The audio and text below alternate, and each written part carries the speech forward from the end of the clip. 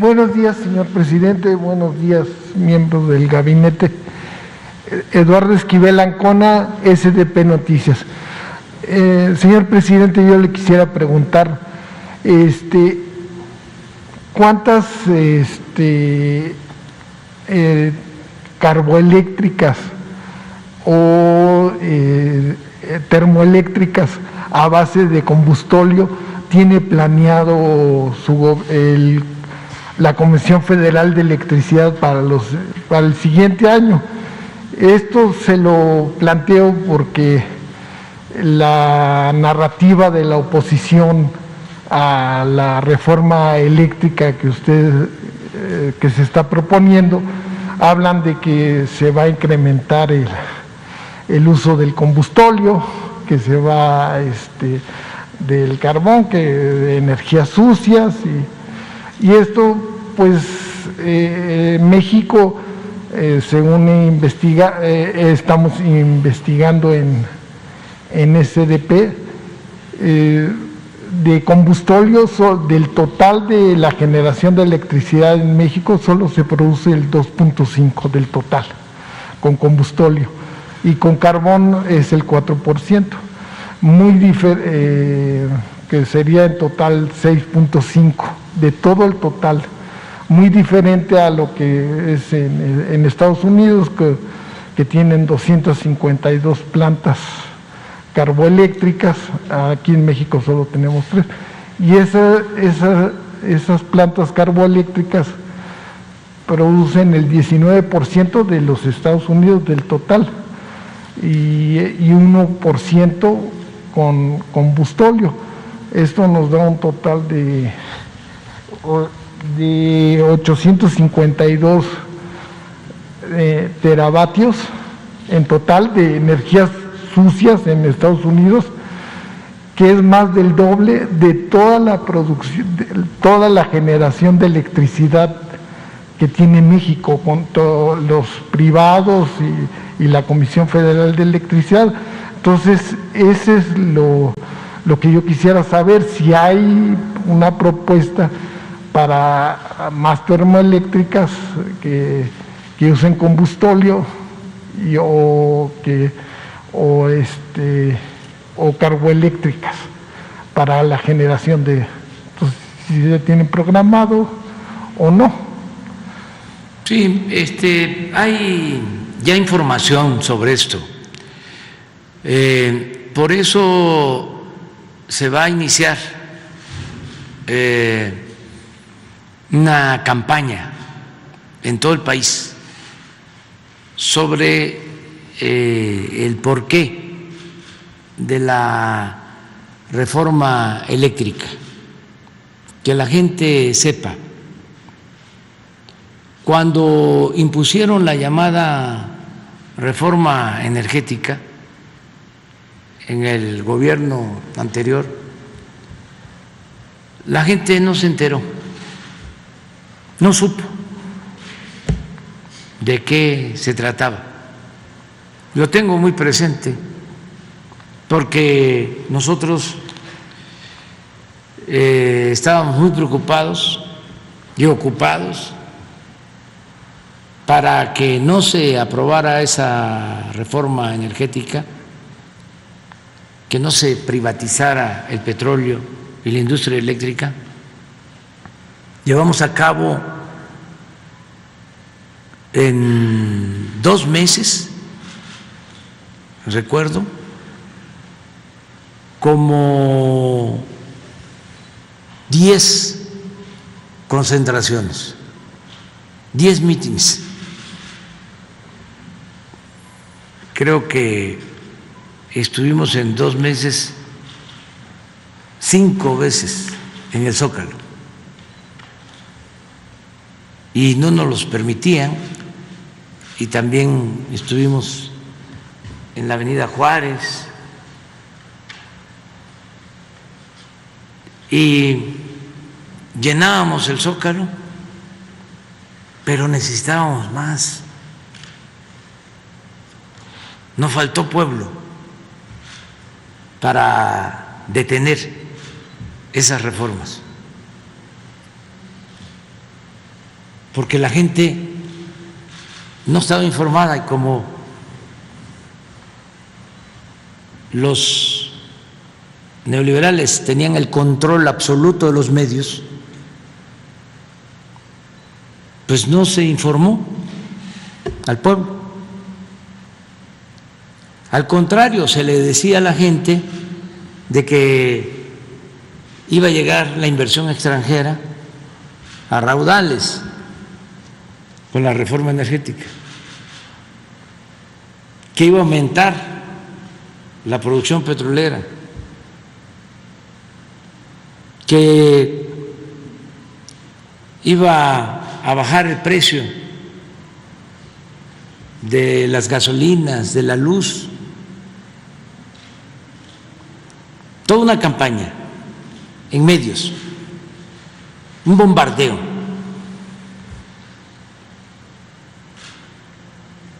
Y llenábamos el Zócalo, pero la verdad, nosotros queríamos que se llenara todo el centro, como cuando el desafuero, pero no lo logramos.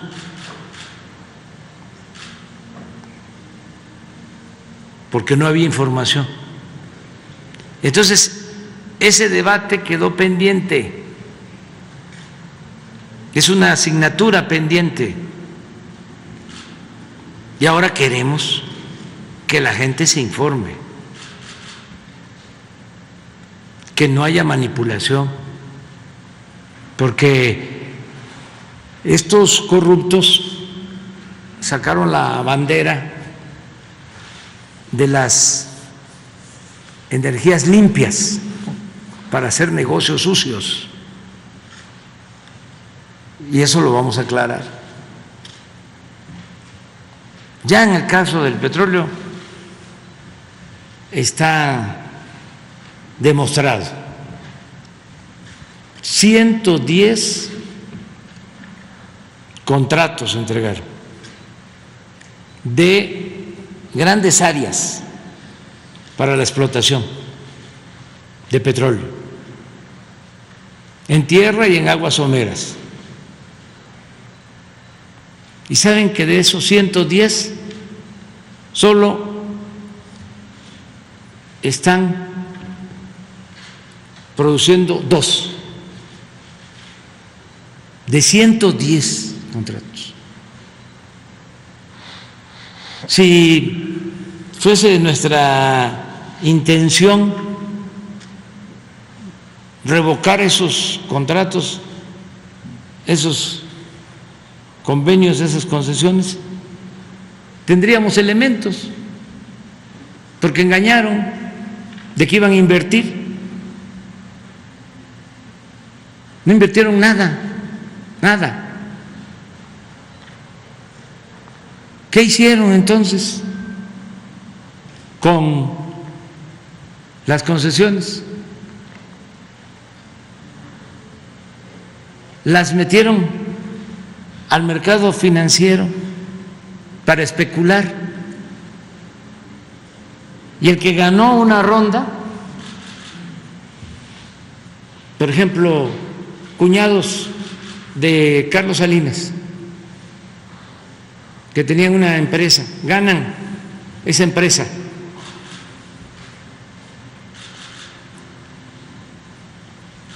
un contrato que les llaman de utilidad compartida. ¿Ustedes creen que se está explotando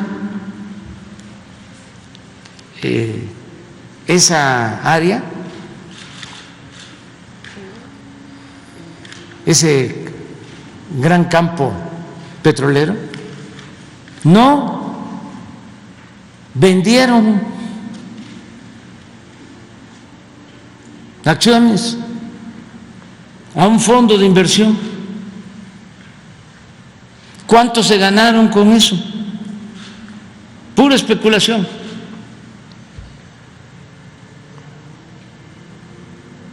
Y así todos. han vendido, o la mayoría, o especulan nada más. Decían que iban a extraer alrededor de 2 millones, íbamos a estar produciendo 3 millones de barriles diarios con la reforma energética. ¿Sabe cuánto aportan? 20,000 barriles diarios.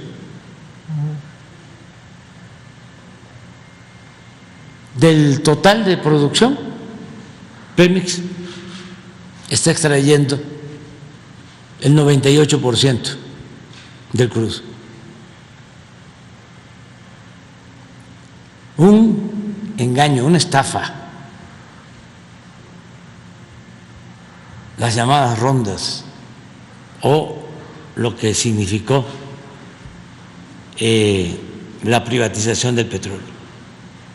¿Por qué no cancelamos esos convenios? Porque no queremos dar elementos para que digan se está expropiando, no se están respetando los acuerdos, no se respeta el Estado de Derecho. No, ahí está. Es como un testimonio a la corrupción.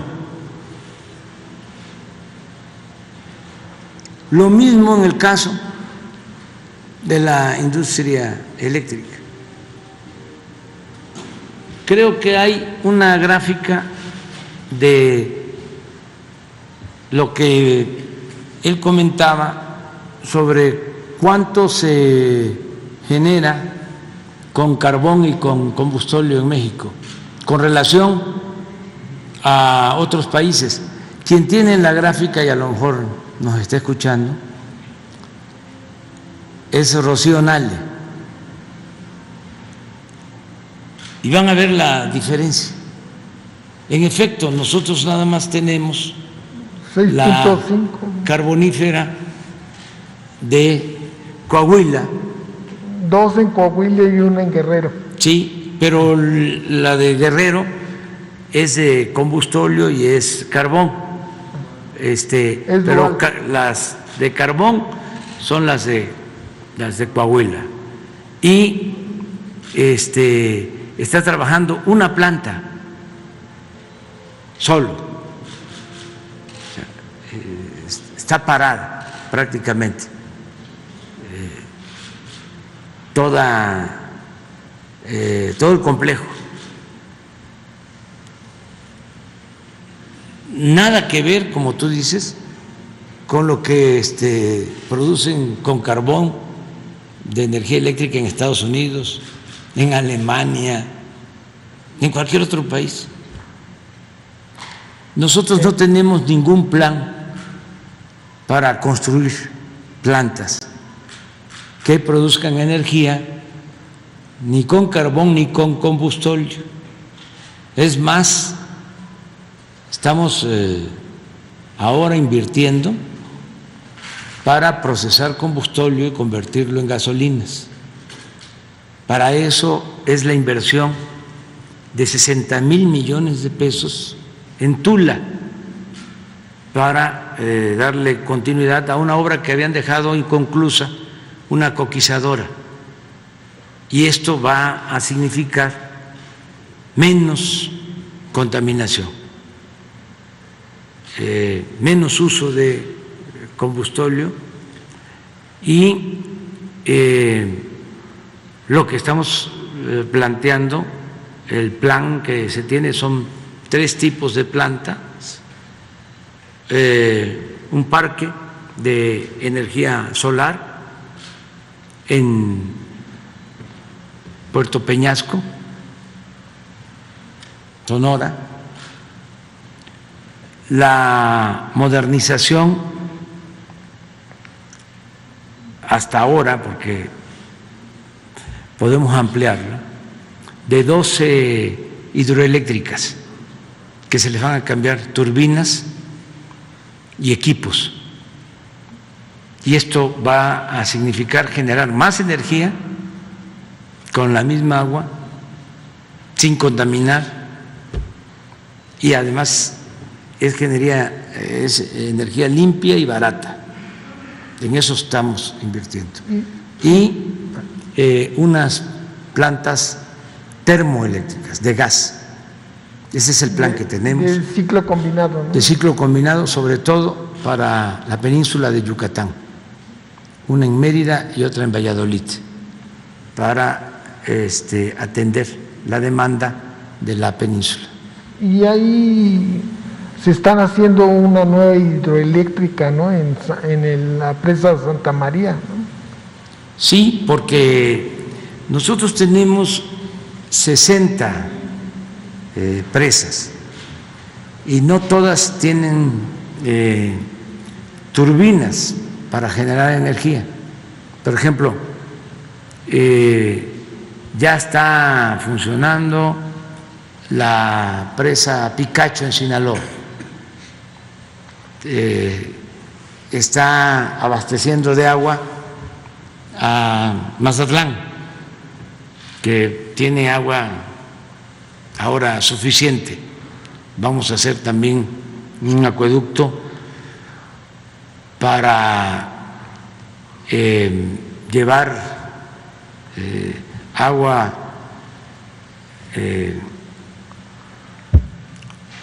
a otros municipios de Sinaloa, a Concordia, porque esto suele pasar. Ahí está la presa en el municipio de Concordia y en el municipio no hay agua. Entonces nos comprometimos a hacer el acueducto. Esto me tocó verlo también en Chiapas, en Chicoacén, poblado que está donde está la presa de Chicoacén. Eso es una cinta y no tenía agua en aquel entonces, teniendo el vaso de la presa. Entonces, pero no tienen equipo para generación de energía, y al instalar los equipos, las turbinas, con esa presa alumbramos Mazatlán, todo Mazatlán. Está bien. Santa María sí, ya se está contemplando, o sea, no solo para riego, no solo para abastecer agua, controlar las avenidas, sino también para generar energía. Pero tenemos así, repito, 60 embalses que pueden ser utilizados. No hay daño ecológico, porque es un proceso mecánico.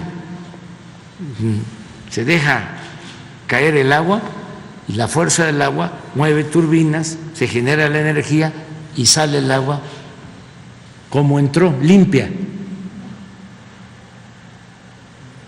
A la salida del agua de las presas hay pescado, hay pájaros. La opción mejor es esa, incluso mejor que las de ciclo combinado, Es que el porque dependen de gas y ahora hay incremento en el precio del gas. Por eso hay problemas en varios países, en Estados Unidos, porque ha aumentado el precio del gas. Si nosotros tenemos esa infraestructura que se construyó a lo largo de muchos años, grandes presas que están subutilizadas porque tienen turbinas de hace 40, 50 años, cambiando nada más el equipo, modernizándolas, tenemos más energía limpia y barata. Ese debe de ser el rumbo a seguir. Yo he estado insistiendo, porque primero era combustóleo para generar energía. Luego llegan las termoeléctricas y se van quedando en el abandono las hidroeléctricas. Y los técnicos y servidores públicos de las anteriores administraciones se fueron por las termoeléctricas, por el gas. Yo recuerdo que se hizo un complejo y plantas de generación con gas en Manzanillo, al mismo tiempo que compraron gas que iban a trasladar del Perú. Se lo compraron a Repsol en los tiempos de Felipe Calderón, un contrato de $25,000 millones. Repsol pues no tiene gas, porque en España no hay gas, pero actuaron como intermediarios y fueron a comprarle el gas barato al Perú, y para comprarles el gas en Perú dijeron que ya tenían amarrada la operación en México para que se les comprara el gas de Perú. Entonces se pactó un precio, porque el gas en ese entonces en Estados Unidos tenía un precio muy elevado y el gas de Perú resultaba más barato. ¿Qué pasa? Que como a los 3 años se cae el precio del gas en Estados Unidos, cuando empiezan con lo del fracking y empiezan a extraer más gas, se cae el precio del gas. Entonces cancelan el proyecto del Perú y de ahí surgen los famosos gasoductos, con la mentira de que iban a construir 12 grandes termoeléctricas y necesitaban gas. Pues no hicieron las termoeléctricas, pero sí compraron el gas a precios elevadísimos. ¿Qué ha venido pasando hasta hace un año? Por eso los expertos hay que escucharlos de manera precavida, no creerles todo. Hace un año los expertos decían que no había ningún problema, que no iba a aumentar durante mucho tiempo el precio del gas en Estados Unidos. Pues se equivocaron. Ya está aumentando.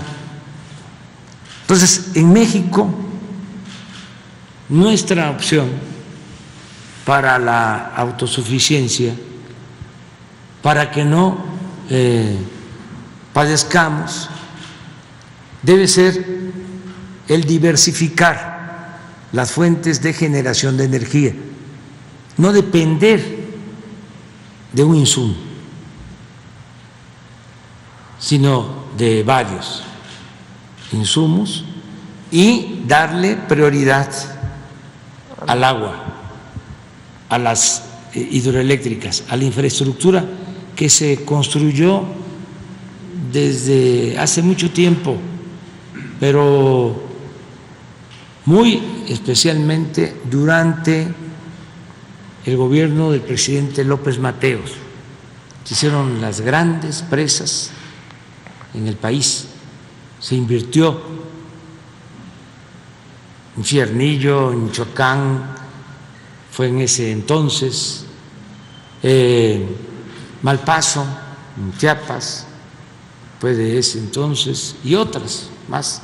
Entonces, ahí están esas obras de infraestructura, lo que requieren es modernización.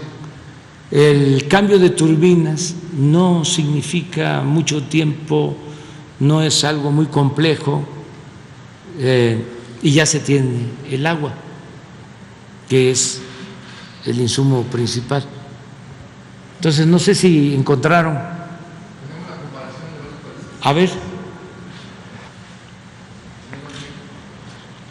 No tenemos México.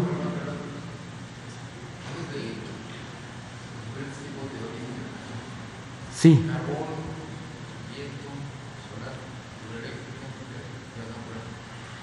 Sí. ¿Y cuál es el carbón?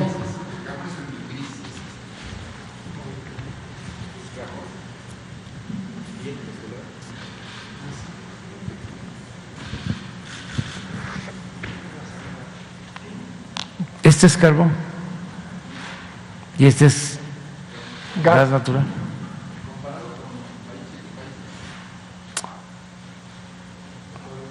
A ver, pero, a ver, México, nada más.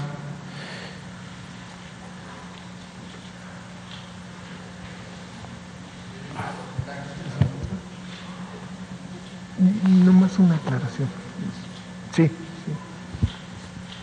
sí. Sí.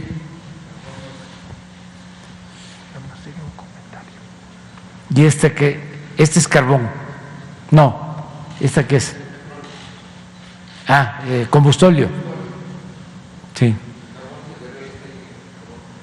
Sí, pero no veo la hidro, es esta. Esta. Así estamos. A ver, pon Alemania nada más. Así como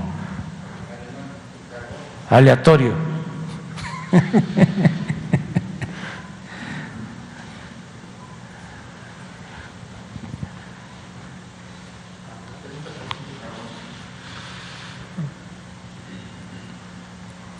A ver, Estados Unidos.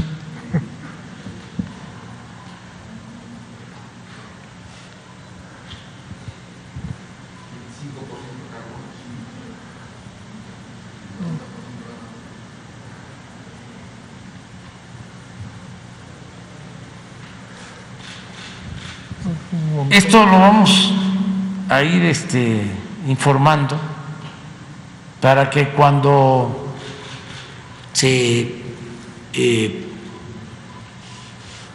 decida en el Congreso la discusión, el análisis, la aprobación de la iniciativa, pues los ciudadanos tengan más elementos para que no sean nada más los legisladores, sino que la gente sepa qué van a aprobar los legisladores o qué van a rechazar los legisladores. Entonces no tienen de qué preocuparse los que están preocupados por que va a ser... no, nada, absolutamente. No va a haber... No hay ningún plan para crear plantas que se alimenten con carbón o combustóleo. No existe ningún proyecto con ese propósito. Y sí está el proyecto de hacer menos combustóleo en la refinería de la coquizadora para que no tengamos combustóleo. Estamos también modernizando las refinerías, que eso significa equipos nuevos, no contaminantes, para mantenernos de acuerdo a la norma. Ya manifesté que vamos a modernizar 12 hidroeléctricas y el parque solar de Sonora. En Sonora. Ese es el plan, básicamente. Y pues el programa de reforestación más importante del mundo, que no les gusta a los ambientalistas y menos a los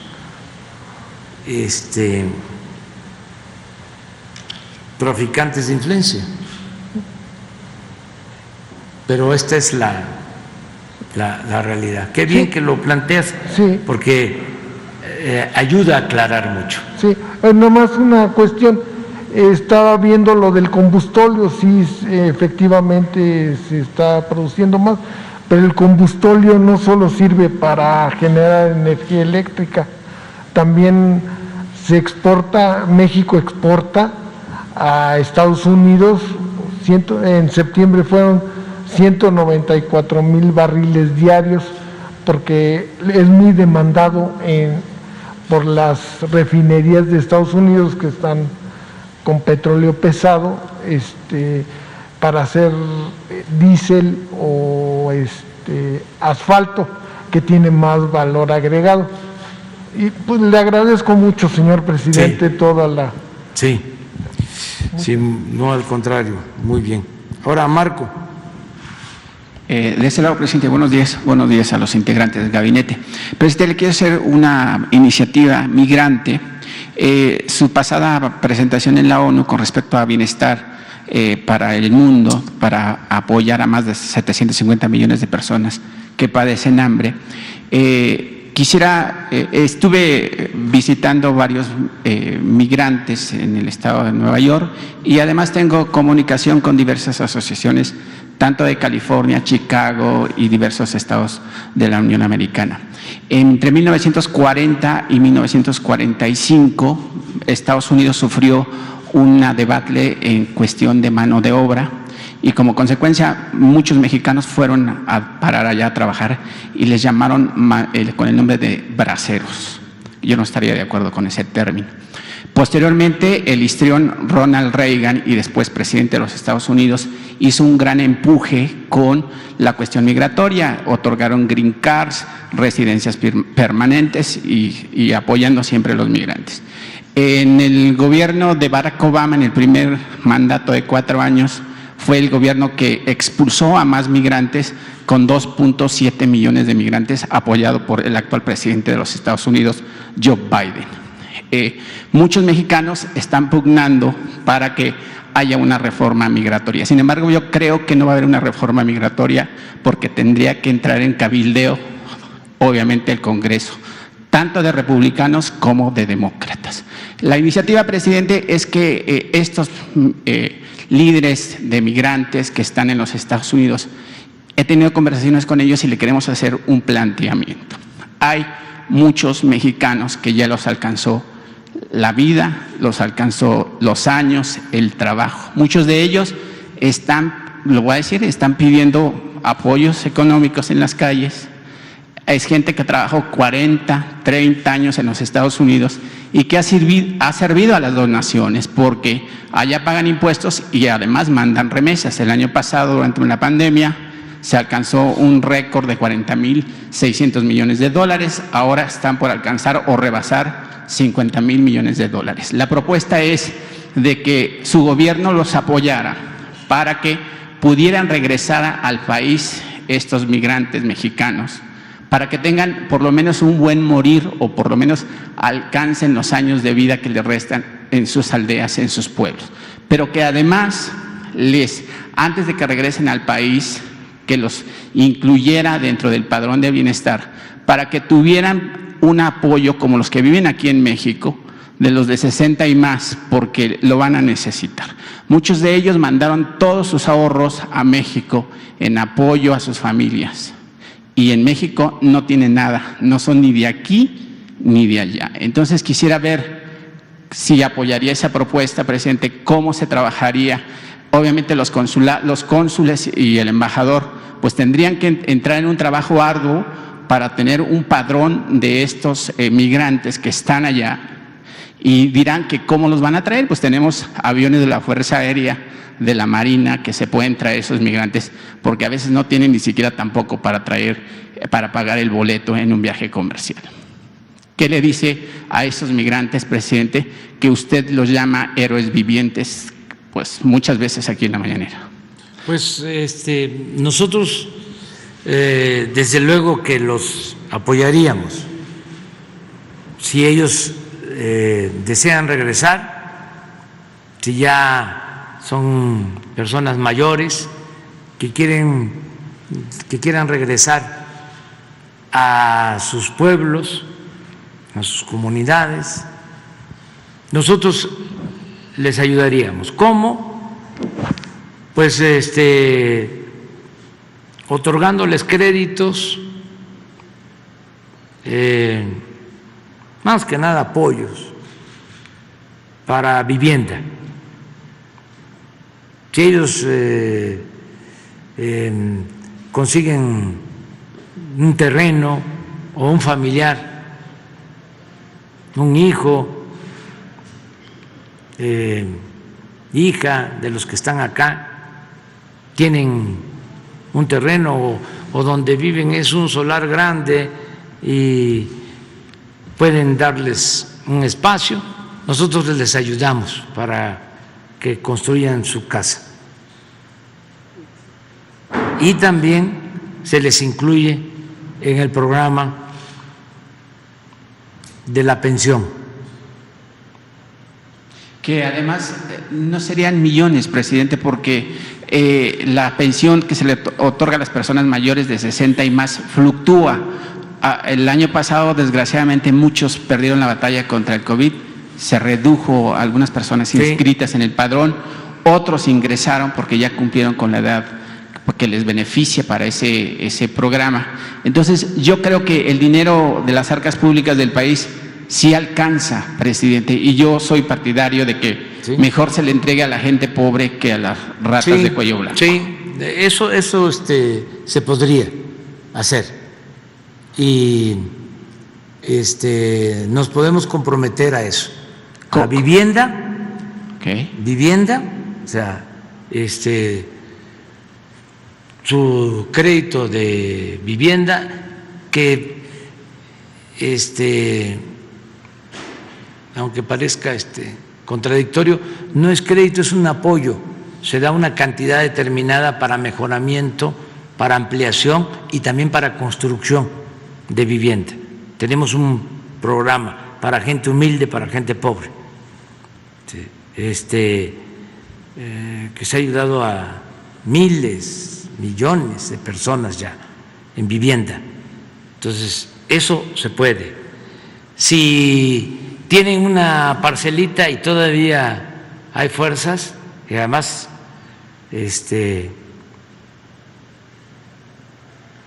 saben del campo y les gusta, porque eso es vida también, pueden participar en el programa Sembrando Vida. Si un familiar les da 1 hectárea, 2 hectáreas, ya se inscriben y reciben su jornal mensual para sembrar. Y lo tercero es la pensión, que va a ir aumentando, Sí. Y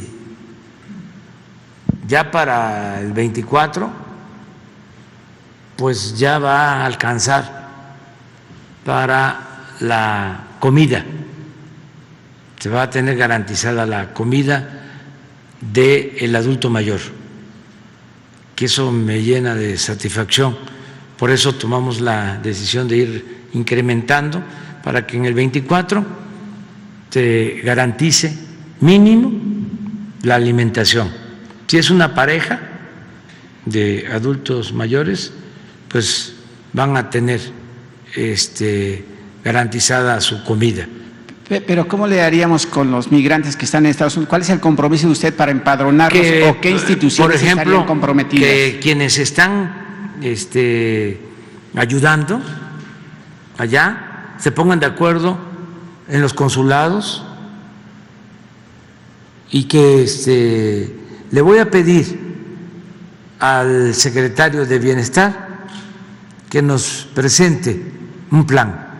Correcto, presidente. Para que se dé a conocer aquí y si allá se inscriben, Que de lo que van a quieren hacer. regresar, de que están en condiciones, los traemos, como tú lo dices, con los aviones de La Fuerza Aérea y la Fuerza Marina. Aérea. Entonces se vienen a sus pueblos, con su gente, con su familia. Pero hay otra cosa que quiero también plantear, que lo hago aquí porque no lo puedo tratar tan abiertamente en Estados Unidos, por respeto a la soberanía de ese país. Yo creo que ningún presidente ha hecho un compromiso más profundo en beneficio de los migrantes que el presidente Biden. Él se comprometió 10 millones. a 11 millones, a regularizar la situación de 11 millones de migrantes. Nosotros vemos muy bien esa decisión y estamos conscientes, como tú lo acabas de plantear, que no depende solo del presidente, Solo opina. depende del Congreso, depende de que esta iniciativa sea apoyada, respaldada por el Congreso, por legisladores del Partido Republicano y del Partido Demócrata. Si el presidente Biden presenta la iniciativa para la regularización de los 11 millones de migrantes, nosotros vamos a estar atentos, pendientes, dándole seguimiento, tomando nota de la postura que asuman los legisladores de un partido y de otro. Ojalá y haya unidad, pero si legisladores de un partido bloquean esta iniciativa, nosotros lo vamos a señalar en su momento, de manera respetuosa. Lo vamos a dar a conocer desde aquí, de que un partido, sus legisladores, no ayudaron a algo que es justo, humanitario, porque hay millones de mexicanos que viven, trabajan desde hace años en Estados Unidos, que han aportado mucho al desarrollo, al engrandecimiento de esa nación. Entonces merecen ser tratados con justicia. No deben de olvidar los legisladores de Estados Unidos y deben de tenerlo muy presente nuestros hermanos migrantes, de que hay 38 millones de mexicanos en Estados Unidos. Nada más para que tengan una idea, la segunda comunidad hispana más numerosa México. es la de Puerto Rico. Y son 5 millones. Y la tercera, todo también nuestro respeto, es la comunidad cubana, 4 millones. Para 38.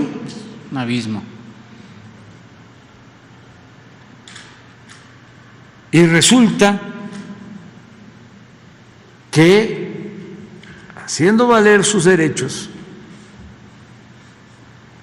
su libertad, los hermanos cubanos que viven en Estados Unidos tienen mucha influencia política.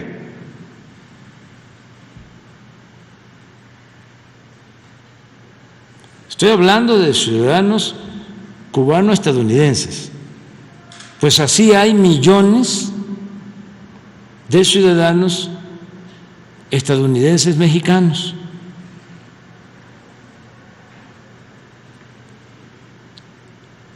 Que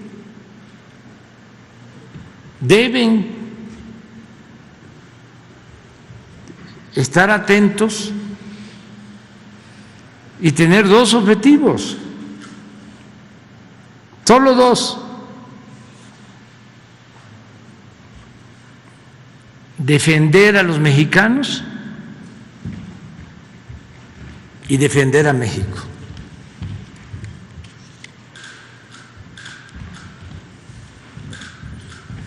Actuando con respeto a las leyes de Estados Unidos, del país que les da albergue, que les da la oportunidad de salir adelante, y al país que también ayudan, contribuyen con su trabajo. Entonces, lo del asunto migratorio va a contar con nuestro apoyo. La iniciativa del presidente Biden.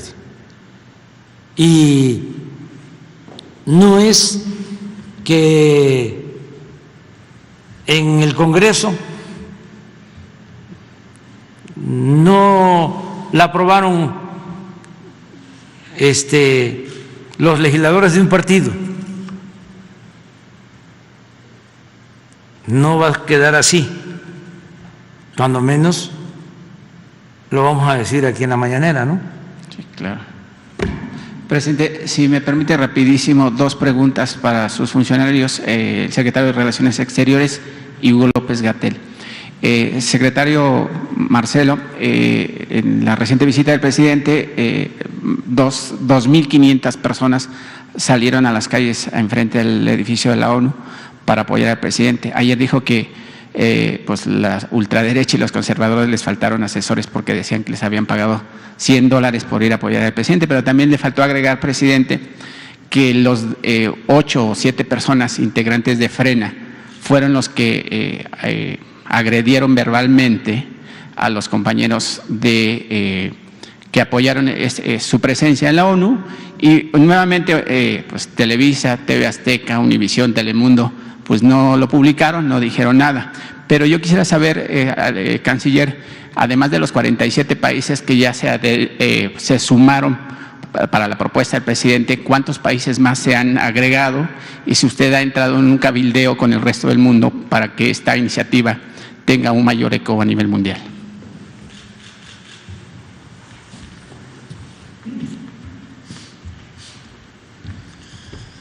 Sí, con mucho gusto. Bueno, el discurso del presidente López Obrador motivó ese día un muy largo debate, es decir, el número de países que se inscribieron fue el que acabas de mencionar ese mismo día, en cuanto conocieron el planteamiento, más allá de los que son miembros permanentes o no permanentes del Consejo de Seguridad.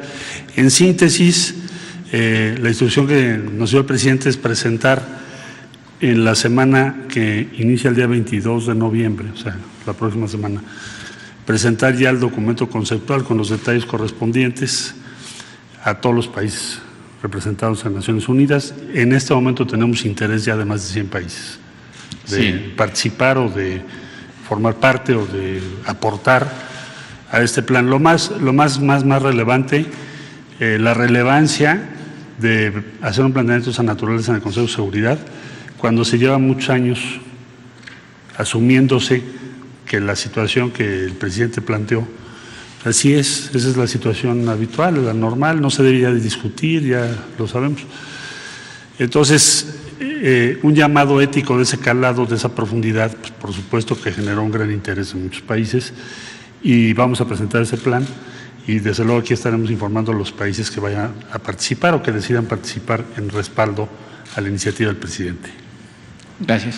A usted. Y al doctor Hugo López-Gatell, viene en Europa, algunos países, algunos medios de comunicación ya están divulgando que Europa vive una cuarta ola de COVID-19. En México, muchos medios de comunicación ya están, digamos, como buitres, porque pareciera que les fascina de que a México le vaya mal y que muchas personas pierdan la batalla contra el COVID.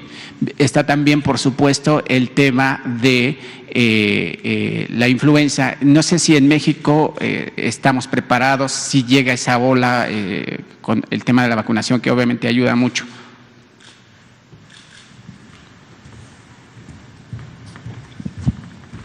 Gracias, Marco, por la pregunta. En breve, sí, efectivamente, la pandemia de COVID, como hemos comentado desde hace casi 2 años, desde que empezó, tiene fluctuaciones, a veces sube, a veces baja, las famosas olas, y esto ocurre de manera distinta en cada región del mundo, en cada continente o en cada subcontinente o incluso en cada país. Países que tienen mucha conexión de transporte de personas o intercambio de bienes pueden sincronizar sus epidemias por este flujo de personas, pero no necesariamente donde empieza a propagarse en un lugar se sigue como una ola todo el mundo en forma uniforme. Y eso se ve en la sincronía que hay en ese sentido. Respecto a México, siempre hemos dicho, mientras cualquier país del mundo tenga la epidemia, también México o también cualquier otro país que ya haya tenido un control parcial. Por eso es tan importante terminar de controlar la epidemia en todo el mundo, lo que nos lleva directamente a las vacunas. Por eso es tan importante vacunarse, hay que vacunarse.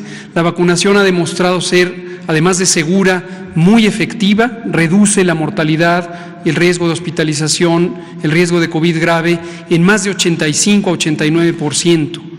Es una reducción muy sustancial. Vacunándose se está más protegido.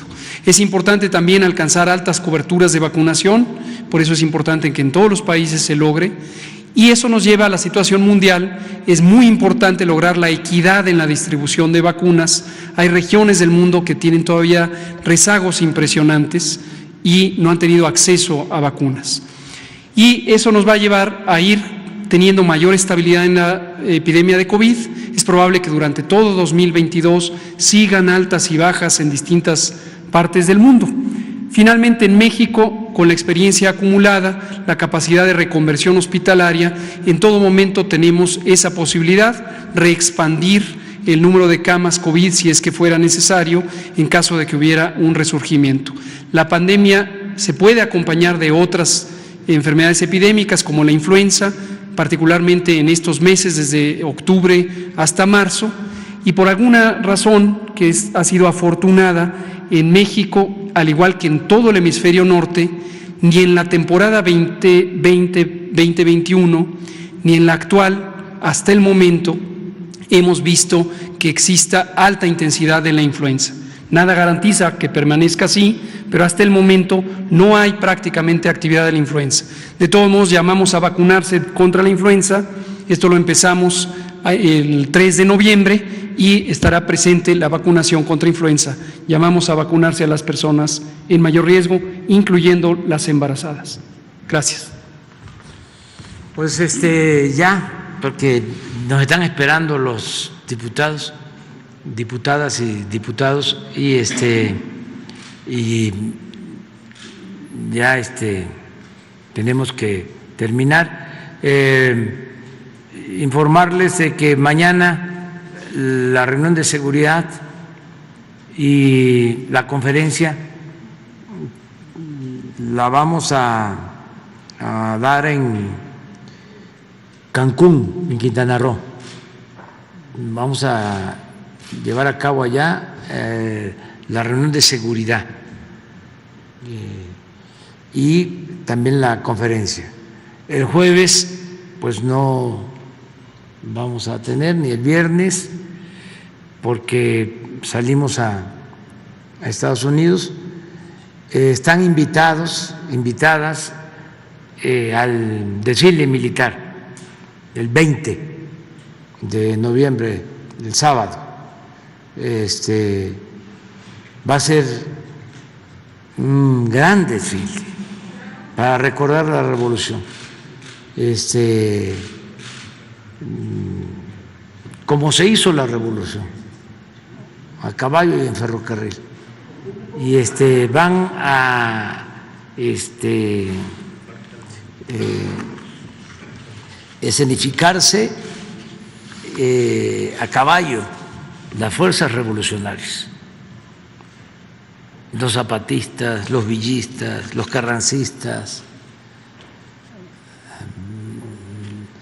Nos va a recordar mucho lo que fue ese gran movimiento transformador que permitió el que se llevara en México un gobierno, se inaugurara la etapa de gobiernos con el propósito de hacer justicia social, porque eso no existía en el Porfiriato.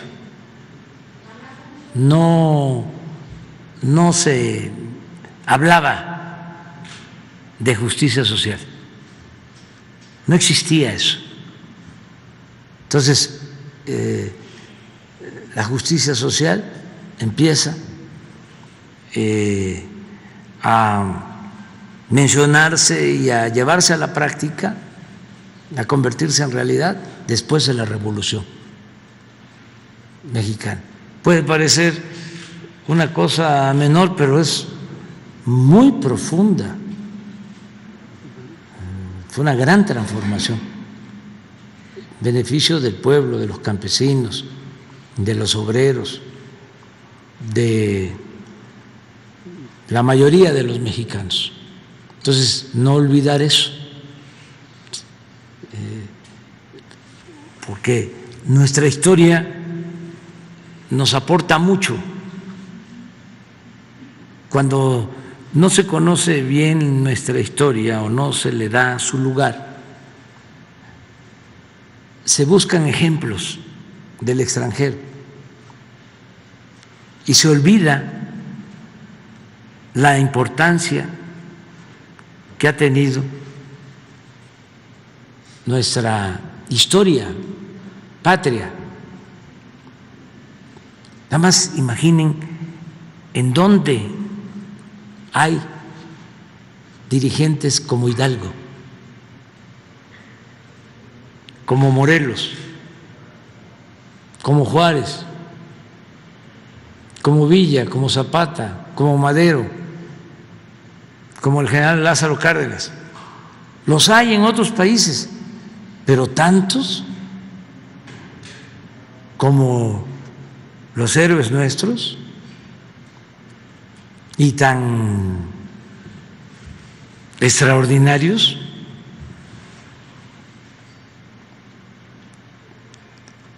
¿Cuántos dirigentes nuestros dieron su vida por causas justas? Entonces es extraordinaria la historia de México, nuestro pasado glorioso. Entonces hay que estarlo exaltando, recordando, saber de dónde venimos para saber hacia dónde vamos.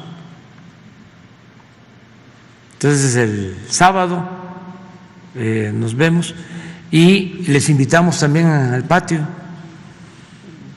ya ven que hay mucho frío aquí, allá no. Nos vemos entonces.